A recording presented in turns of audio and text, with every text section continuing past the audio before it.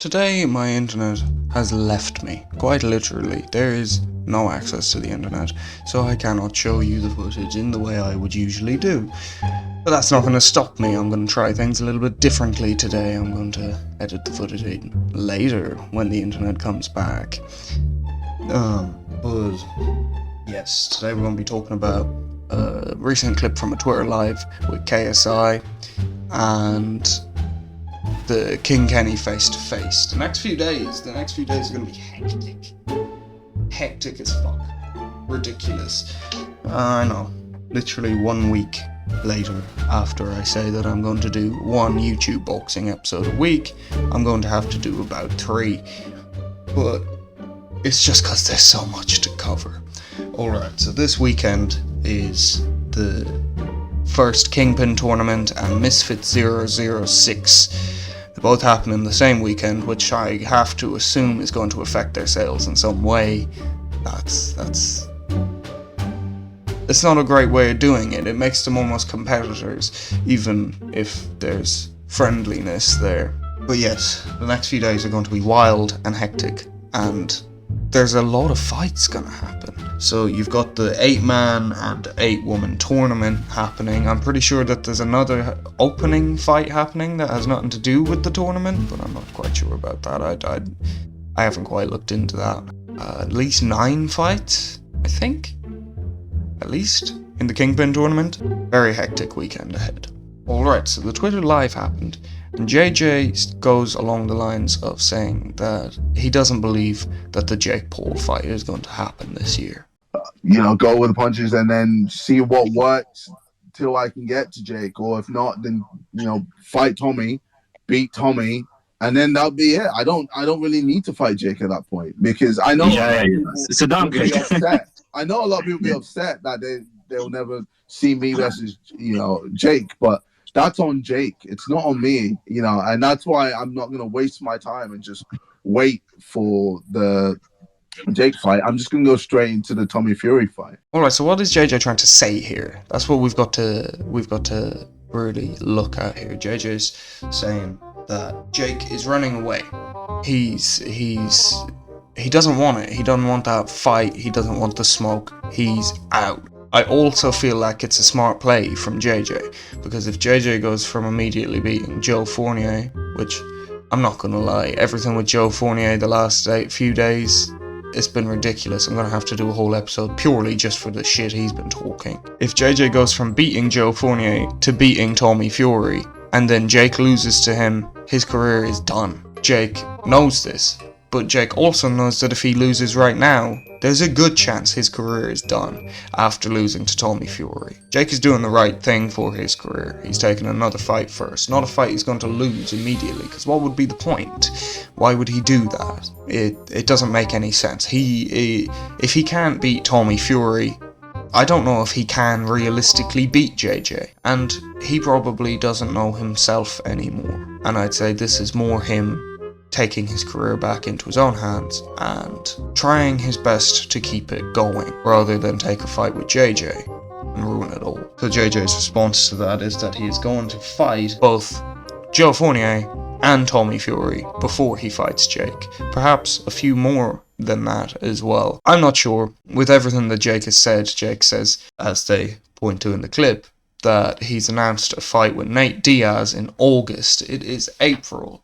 When he announced the fight with Tommy Fury, they announced it within the month, and it did wonders for their ticket sales. So I don't understand the announcing it 3 months before. I guess it's to get JJ off his back, but no, man, you can't get off his back. You've got to keep it going. You've got to keep up the pressure, because he's been pressuring JJ for years and years, and JJ has done fuck all about it. And now, when JJ has come back, when KSI has returned to the ring, and he has slept people, JJ don't hear nothing from Jake. And now Jake's lost. His career is in a very different place. I'm not sure if this fight will happen this year. I don't know if it'll ever happen, but I have hope that it will.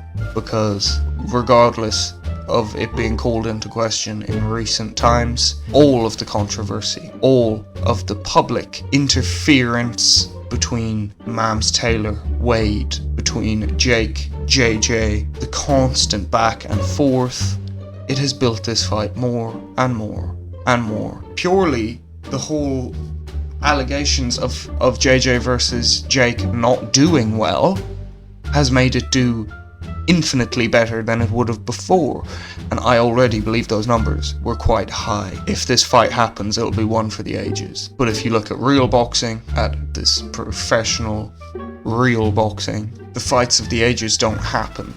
The Rocky stories, they don't happen because there is complications, there is contracts, and it gets messy. And hopefully this fight will happen. But for now, and at least until realistically 2024, it doesn't look like it. Shame. Otherwise, in YouTube boxing, King Kenny and Mymatenate have had a face-to-face. Now, I don't know how to read Mymatenate. I have not watched his original fight. I have not heard much about it. But in this face-to-face, we hear Kenny say to Mymatenate he had 3-minute rest in his first fight between rounds. Give me the advantage. Of course he's going to come in fight ready, but I do think this is a complete different thing to what he's been doing. Obviously he's been fighting with head guards, 16-ounce gloves, and I watched his fight the other day. I'm pretty sure he was having like 3-minute breaks in between rounds. What was that? My last fight? Yeah, your last fight. Yeah, it was like not 3 minutes, maybe about a minute and a half, most 2, but Yes, I was watching it back. I timed it. It was actually 3 minutes. that's okay. That's crazy. That's very strange to me. I don't understand that. Usually it's a minute and a half tops. You get punched in the back of the head, you might get a couple of extra seconds, I don't know, but 3 minutes per round rest, that's not half as challenging as a regular boxing match. Head guards and 16-ounce gloves are also brought into the mix.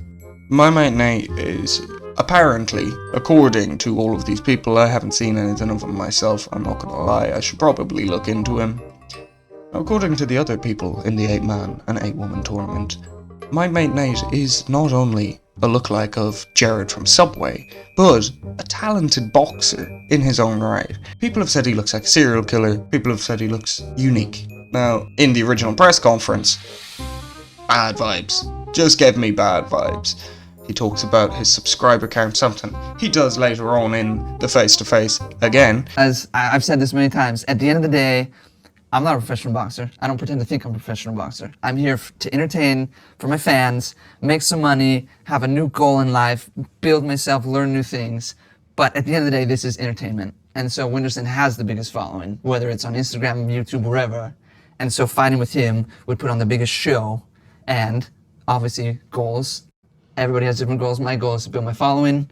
I've got subs in English, in Brazilian Portuguese, and everything. So if I was to fight with him, I feel like that'd be more eyes, get more followers, and it'd build my YouTube channel, my company for the future. That's okay. That's crazy. Then I started watching the promotional material for the Kingpin tournament, and him in his interviews, him in the face-to-face, he's not dressed in that very vibrant suit, so to speak. He seems like a normal dude. So I hope none of this is getting to him on the internet. He could just be one of the friendliest guys on the planet. Who knows? The rest of the face-to-face would suggest that that is the case. King Kenny says that Mymatenate and him are enemies, at least until the fight is done, which is, of course, the situation. They're going to fight each other. They're going to be enemies until the fight is over. Nobody's going to refute that. Well, nobody other than Mymatenate, who said this. As soon as the bell rings, he's the enemy. Even before the bell's rung, he's the enemy till after the fight. Oh, Yeah, I yeah. don't think you're an enemy until Until after the fight. There you go. I don't know what energy they both bring into this fight, because you can't tell. You can't tell just from the outside appearance, because people can put on this front, make it look like they're really that energetic, but at the end of the day, sometimes they're just putting a false face forward and hoping for the best. But from what I can see in front of me and what I can tell, King Kenny, he's not letting this go. He's had quite a few wins, and some of them have been questionable, to say the least. Unfortunately, the competition isn't looking like the best boxer. It's actually punching the other person. his energy is more on point now with the posts he's been making surrounding his training. Tyson Fury, you know, like, come on, he's gotta throw punches next time. And then my mate Nate's energy is very strange as well, because my mate Nate seems to literally want to be mates. He doesn't want to beef. He don't want to argue. He just want to chat. He just wants to sit there and be a friend. Now, if that were the case during the press conferences and all that, and not in the fight, fair play. But to downright disagree that you and King Kenny are enemies until this fight is over, it's a little worrying. King Kenny says that he doesn't think my mate Nate will be able to handle the pressure or handle the pure aggression of boxing with 10-ounce gloves and no head guards with 1 minute breaks in between the rounds. He thinks it's going to break him, and the only way it can is if Kenny comes out not gun shy, not afraid to throw punches, and unloads. Then my mate Nate will feel the difference. If he doesn't, then my mate Nate will have time to climatize to those punches, to get used to them. According to the other fighters, his skill level is enough to beat King Kenny, apparently, but I don't know. But anyway, as I said, I'll be making more videos in the next coming days covering the topics of Kingpin Boxing and Misfit 006. As always, no rest for the wicked.